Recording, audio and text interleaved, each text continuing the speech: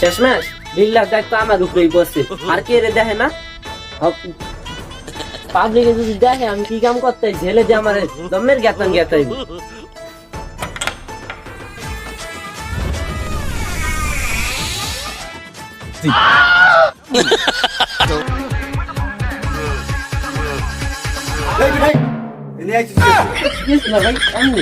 আমার বলদ বুঝাস? আমি বলদ? আরে আপনাকে তো আমি বলত কই নাই। আমার তো মনে হয়েছে তুই এসে চুরি করতে, এখন আসিস রাস্তাটা চিনে রাখতে রাখতে জানি পলাইতে সুবিধা।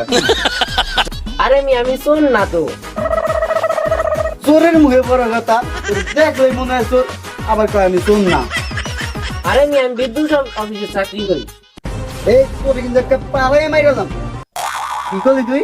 আরে বিদ্যুৎ অফিসে চাকরি করো? এই মাওয়ার পর আগে কস নাই কেন? এই যে আমরা তো কর সুযোগই দেন না আমারে, আমি কম কে ফিলে। খারা 1 মিনিট কথা কয়ে দে।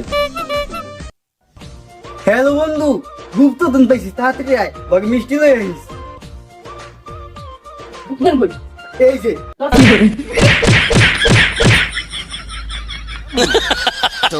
মামা ঘুরতে পারা গেল। আর সমস্যা নাই, শোন গরম যে আরে বাসে গরমের অত্যাচার আর সহ্য করতেছে না। তা তুই একটা কাম করবি, মসজিদে যা মাইকিং করবি। শোন কি করবি,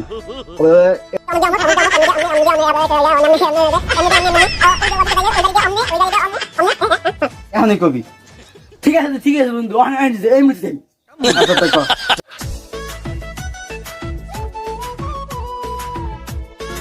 প্রিয় এলাকাবাসীরা, কারণ যে হারে আমাকে অত্যাচার করতেছে তা আর মাইনে নেওয়া যাইতেছে না। তাই আমরা আগামীকাল পাট ক্ষেতের মধ্যে মূর্খবৃন্দরা সবাই মিলে আমরা একটি আলোচনা সভার আয়োজন করেছি। তাই সবাই ওই পাট ক্ষেতের মধ্যে আইসা পারবেন সকাল আমার ঠিক মনে নাই কয়টা বলে, কিন্তু আপনারা সকালে আয়া পারবেন। তো সবাই তাড়াতাড়ি আয়া করেন, এটাই আমার কথা। এই বেটা তুই কেমন তারা মাইকিং করতেছে?